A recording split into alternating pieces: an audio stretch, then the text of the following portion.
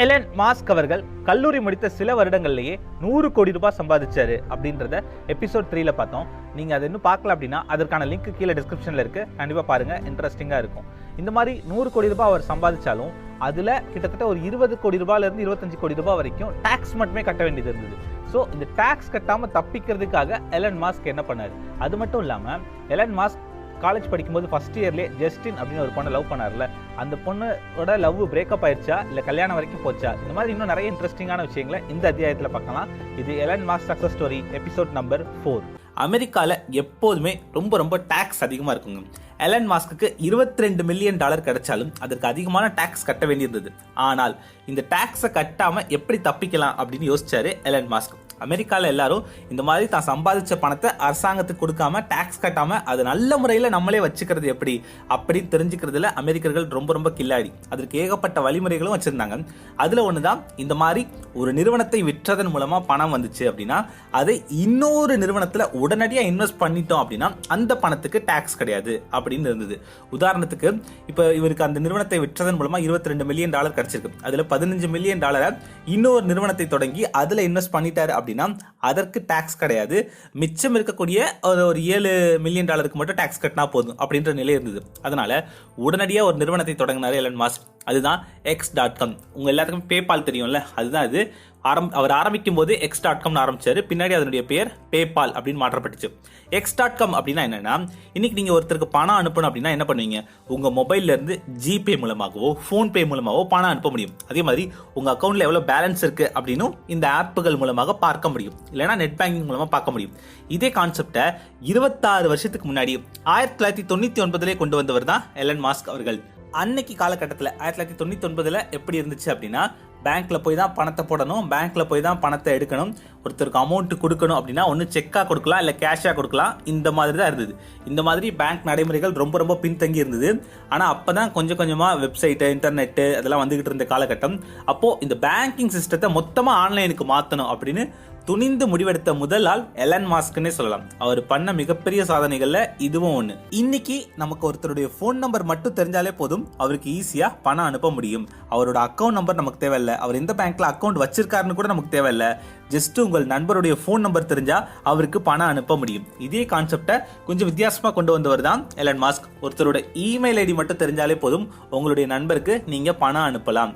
இந்த புது திட்டத்தை கொண்டு வந்தவர் எலன் மாஸ்க். அதே மாதிரி இப்போ உங்களோட பேங்க் அக்கௌண்ட்ல பணம் இருக்கு, உங்க பக்கத்துல இருக்கக்கூடிய ஒரு நண்பருக்கு, உங்க பக்கத்துல இருக்காரு, அவருக்கு பணம் கொடுக்கணும்னா எப்படி கொடுக்க முடியும்? பேங்க்குக்கு போய் கையில காசு எடுத்து தான் அவருக்கு கொடுக்க முடியும் இல்லையா?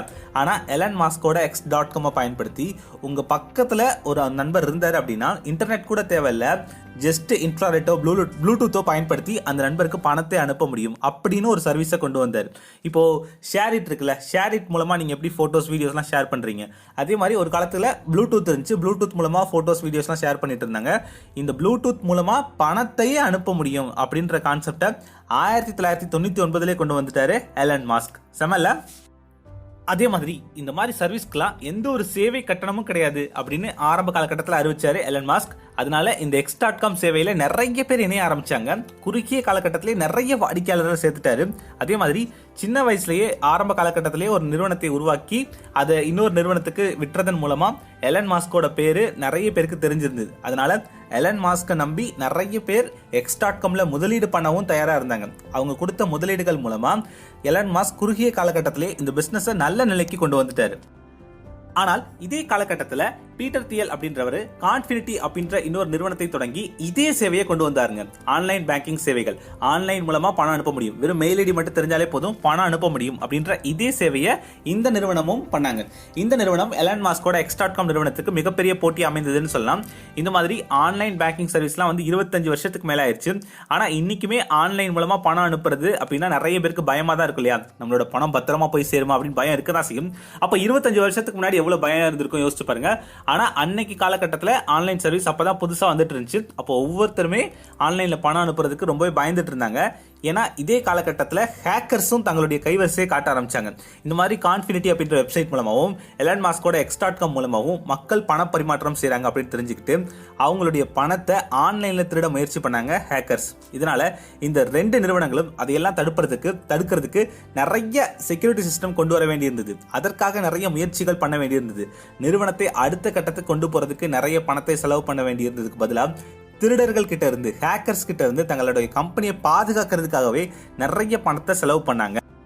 யோசிச்சு பாருங்க, இப்ப நம்ம ஒரு வீடு கட்டணும்னு நினைக்கிறோம். அந்த வீடு கட்ட 10 லட்ச ரூபாய் ஆகும் அப்படின்னா அதுல கிட்டத்தட்ட ஒரு 9 லட்ச ரூபாய் சுற்றுச்சுவரை கட்டவும் ஒரு ஸ்ட்ராங்கான கேட்டை போட மட்டுமே செலவு பண்ணும். மிச்சம் 1 லட்ச ரூபாய்க்குள்ளதான் நீங்க வீடு கட்டிக்கணும் அப்படின்னு சொன்னா அது எவ்வளவு பெரிய கொடூரமா இருக்கும். அதே மாதிரிதான் பிசினஸ் டெவலப் பண்ண முடியாம ஹேக்கர்ஸ் உள்ள வந்துடக்கூடாது, திருடர்கள் உள்ள வந்துடக்கூடாது அப்படின்னு செக்யூரிட்டிக்கே நிறைய பணம் செலவழிக்க வேண்டியிருந்தது.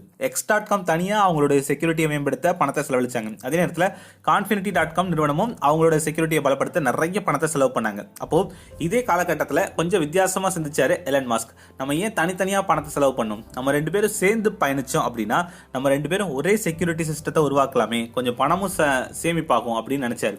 அதனால Confinity.com நிறுவனத்தை உருவாக்கிய பீட்டர் தியல் அவர்கிட்ட பேசலாம் நினைச்சாரு. இந்த பீட்டர் தியல் ரொம்ப சூப்பரான ஆளுங்க, பயங்கரமான மூலக்காரரு. இவர் நிறைய பேர் பிசினஸ் பண்றதுக்கு உதவி இருக்காரு. நம்ம நாட்டில் ஓயோ ரூம்ஸ் இருக்குல்ல, அது உருவாக கூட இவர் தான் காரணம். நிறைய பேர் இவரால் வந்து பிசினஸ் பண்ண ஆரம்பிச்சிருக்காங்க. ஒரு நல்ல பிசினஸ் மென்டார் இவர் பத்தி நெட்ல தேடி பாருங்க, ரொம்ப இன்ட்ரெஸ்டிங்கான விஷயங்கள்லாம் உங்களுக்கு தெரிய வரும். சூப்பரான ஆளு இது பீட்டர் தியல். அந்த பீட்டர் தியலும் எலன் மாஸ்க்கும் சந்திச்சு பேசுறாங்க. நம்ம 2 பேரும் ஒன்னா சேர்ந்து பயணிக்கலாம் அப்படின்னு முடிவெடுத்தாங்க. இதன் மூலமும் 2 நிறுவனமும் இணைந்தது. இந்த மாதிரி எலன் மாஸ்கோட X.com நிறுவனமும் பீட்டர் தியலோட கான்ஃபினிட்டி நிறுவனமும் ஒன்றாக இணைந்தாலும் இதனுடைய CEO பதவி வந்துட்டு எலன் மாஸ்க் கிட்ட தான் இருந்தது. ஏன்னா கான்ஃபினிட்டி அப்படின்ற அந்த நிறுவனம் வந்துட்டு கொஞ்சம் சின்ன நிறுவனம் தான். ஆனா அதுல வேலை பார்த்தவர்கள் எல்லாருமே பயங்கரமான மூலக்காரங்க. அதோட நிறுவனர் பீட்டர் தியலும் பயங்கரமான மூலக்காரர் இல்லையா? அதனால அவங்க வந்துட்டு எலன் மாஸ்க் கீழே வேலை பார்க்கறத கொஞ்சம் தகுதி குறைவா நினைச்சாங்க. நாம வந்து எப்படியாவது போர்ட் ஆஃப் டைரக்டர்ஸ் அவங்ககிட்ட எல்லாம் பேசி நம்மளோட ஆள் பீட்டர் தியல் வந்து CEOவா இருக்கணும் அப்படின்னு நினைச்சாங்க. ஆனா இதை பத்தி துளியளவு கூட எலன் மாஸ்க்கு தெரியக்கூடாது. அவருக்கு தெரியாம நம்ம காய் நகர்த்தணும். ஒருவேளை தெரிஞ்சிருச்சு அப்படின்னா எலன் மாஸ்க் எம்ப்ளாயிஸ் எல்லாம் தம் பக்கம் இழுத்து ஆட்டையை கலைச்சிருவாரு. அவர் போன நிறுவனத்திலேயே இதே தான் பண்ணாரு. அதனால அவர்கிட்ட எல்லாம் நம்ம கவனமா இருக்கணும். அவரை வச்சுக்கிட்டு நம்மளால முன்னேறவும் முடியாது. அவரை எப்படியாவது CEO பதவியில இருந்து தூக்கணும். நம்மளோட ஆள் பீட்டர் தியல் வந்து CEO ஆகணும் அப்படின்னு நினைச்சாங்க. அதனால எலன் மாஸ்க்கு தெரியாம நம்ம இந்த சதி திட்டத்தை தீட்டணும் அப்படின்னு நினைச்சாங்க கான்ஃபினிட்டி நிறுவனத்தை சார்ந்தவர்கள். இதே காலகட்டத்தில் அந்த சதி திட்டக்காரர்களுக்கு ஒரு நல்ல வாய்ப்பும் கிடைச்சது. எலன் மாஸ்க் கல்யாணம் பண்ணலாம் அப்படின்னு முடிவெடுத்தாரு. 2000ஆம் ஆண்டு தன்னுடைய 10 வருட காதலியை கல்யாணம் பண்ணலாம் அப்படின்னு முடிவெடுத்தாரு. அதாவது அவர் காலேஜில் ஃபர்ஸ்ட் பார்த்தார்ல ஜஸ்டின் அப்படின்ற அந்த பொண்ணு, அந்த பொண்ணை தான் 10 வருஷமா லவ் பண்ணாங்க. 2000ஆம் ஆண்டு அவங்க 2 பேரும் திருமணம் செய்து கொள்ளலாம் அப்படின்னு முடிவெடுத்தாங்க. திருமணம் முடிஞ்சு நிறைய நாள் இவர் லீவ் எடுப்பாரு. அப்போ நம்ம போர்ட் ஆஃப் டைரக்டர்கிட்ட பேசி எப்படியாவது பீட்டர் தியலை CEO ஆக்கிடலாம் அப்படின்னு நினைச்சாங்க. ஆனா மேரேஜ் முடிச்ச மறுநாளே எலன் மாஸ்க் ஆஃபீஸ் வந்துட்டாரு. அவங்களால பெருசாக எதுவும் பண்ண முடியல. அப்போதான் தெரிஞ்சுக்கிட்டாங்க ஒரு 10 நாள் கழிச்சு அவர் ஆஸ்திரேலியாவுக்கு ஹனிமூன் போறாரு. அப்போ நம்ம இந்த மீட்டிங்கை வச்சு எப்படியாவது நம்ம CEO ஆயிடலாம் அப்படின்னு நினைச்சாங்க. இதை தொடர்ந்து அவங்க எதிர்பார்த்த மாதிரியே 10 நாள் கழிச்சு எலன் மாஸ்க் ஆஸ்திரேலியா போனாரு. அந்த டைம்ல இந்த கான்ஃபினிட்டி நிறுவனத்தை சேர்ந்தவர்கள் எல்லாமே போர்ட் ஆஃப் டைரக்டர்கிட்ட பேசி முடிவு பண்ணாங்க. இந்த மாதிரி எலன் மாஸ்க் ஏன் CEOவா இருக்கக்கூடாது, பீட்டர் தியல் CEO ஆயிட்டாரு அப்படின்னா என்னென்ன நன்மைகள் இந்த கம்பெனிக்கு நடக்கும், இந்த நிறுவனம் இன்னும் எப்படியெல்லாம் டெவலப் பண்ணலாம் அப்படின்னு நிறைய போர்ட் ஆஃப் டைரக்டர்கிட்ட பேசி கன்வின்ஸ் பண்ணி பீட்டர் தியலை CEOவா ஆக்கிட்டாங்க. இந்த மாதிரி இந்த போர்ட் ஆஃப் டைரக்டர் மீட்டிங் நடந்துட்டு இருக்கும்போது எலன் மாஸ்க்கும் அந்த டைரக்டர்ல சில நண்பர்கள் இருப்பாங்க இல்லையா, அவங்களும் அதே மாதிரி எலன் மாஸ்கோட தம்பி கிம்பல் மாஸ்க்கும் அதே நிறுவனத்துல தான் இருந்தாரு. அவரும் தன்னுடைய அண்ணனுக்கு முதல் வேலையா இந்த விஷயத்த சொல்லணும் அப்படின்னு சொல்லி அவரை கான்டாக்ட் பண்ண ட்ரை பண்ணாங்க. ஆனா எலன் மாஸ்க் அப்போ ஆஸ்திரேலியாவில் இருந்தனால அவரை ஈஸியா தொடர்பு கொள்ளவே முடியல. கடைசியா எப்படியோ அவர் தங்கி இருந்த ஹோட்டலை கண்டுபிடிச்சு அந்த லேண்ட்லைனுக்கு கால் பண்ணி விஷயத்த சொல்லிட்டாரு அவருடைய தம்பி. இந்த மாதிரி போர்ட் ஆஃப் டைரக்டர்ஸ் எல்லாம் சேர்ந்து முடிவு பண்ணி உன்னை CEO பதவியில இருந்து தூக்கிட்டாங்க அப்படின்னு அவர் தம்பி எலன் மாஸ்க் கிட்ட சொல்றாரு. இதை கேட்டு எலன் மாஸ்க் அதிர்ச்சி அடைஞ்சாரு. என்னடா இது, இவங்களுக்கு இதே வேலையா போச்சு. நான் எப்படியாவது நாய்ப்படாத பாடுபட்டு கஷ்டப்பட்டு ஒரு நிறுவனத்தை கட்டமைப்பேன், அந்த நிறுவனம் நல்ல நிலைக்கு வந்ததும் எவனாவது CEO பதவியில் வந்து உட்கார்ந்துடுறான் அப்படின்னு கோவமா பேசினாரு எலன் மாஸ்க். உடனடியாக ஆஸ்திரேலியால இருந்து கிளம்பி வந்தார். ஆனா அதுக்குள்ள எல்லாமே கையை மீறி போயிடுச்சுன்னு தான் சொல்லணும். எலன் மாஸ்க் கிட்ட பீட்டர் தியல் மற்ற போர்ட் ஆஃப் டைரக்டர்ஸ் எல்லாமே பேசினாங்க. இந்த மாதிரி நீங்க இந்த பதவியில இருங்க, CEO பதவியில அவரே இருக்கட்டும், நம்ம அந்த நிறுவனத்தை அடுத்த கட்டத்துக்கு கொண்டு போகணும், அதுதானே முக்கியம், நீங்க கொஞ்சம் விலகி இருங்களேன், கொஞ்ச நாள் அவர் எப்படி பெர்ஃபார்ம் பண்றாருன்னு பார்க்கலாம் அப்படின்லாம் பேச ஆரம்பிச்சாங்க. இந்த நடவடிக்கைகள் எலன் மாஸ்க் சுத்தமா பிடிக்கல, இருந்தாலும் அமைதியாவே இருந்தாரு. பீட்டர் தியல் அவர்கள் இந்த மாதிரி சிஇஓ ஆனதும் முதல்ல X.com அப்படிங்கிற இந்த நிறுவனத்தோட பேரை மாற்றணும். இது ஏதோ பலான வெப்சைட் மாதிரி இருக்கு, ஒரு நல்ல பேங்கோட நிறுவனத்துக்கு இப்படியா பேர் இருக்கணும், இந்த மாதிரி X.comன்ற நிறுவனத்தை மாத்திட்டு பேபால் அப்படின்னு நம்ம வைக்கலாம் அப்படின்னு சொன்னார். அந்த கடுப்புலையோ என்னவோ பிற்பாடு அவர் ஆரம்பிச்ச எல்லா இதுலயுமே அந்த எக்ஸ்ன்றது இருந்துச்சு. ஸ்பேஸ் எக்ஸ், ட்விட்டரை கூட இப்போ வாங்கி X.comனு மாத்திட்டாரு. அந்த மாதிரி எல்லாத்துலயுமே அந்த X.com அப்படிங்கறத அவர் கொண்டு வந்தாரு. ஆனா ஆரம்ப காலகட்டத்தில் அவரால் எதுவுமே பண்ண முடியல. அவரோட கை அன்னைக்கு வந்து கட்டப்பட்டிருந்தது, பீட்டர் தியலோட கைகள் தான் ஓங்கி இருந்துச்சு. அவர் உருவாக்குன நிறுவனத்தை அவர் கண்ணு முன்னாடியே பேரை மாத்தினாங்க, PayPal.com உருவாச்சு. இதற்கெல்லாம் எலன் மாஸ்க் என்ன பதிலடி கொடுத்தாரு, இந்த பிரச்சனைகள்ல இருந்தெல்லாம் எலன் மாஸ்க் எப்படி மீண்டு வந்தாரு, அடுத்தடுத்து அவர் எப்படி முன்னேறினாரு அப்படிங்கறத அடுத்தடுத்த அத்தியாயங்கள்ல பார்க்கலாம்.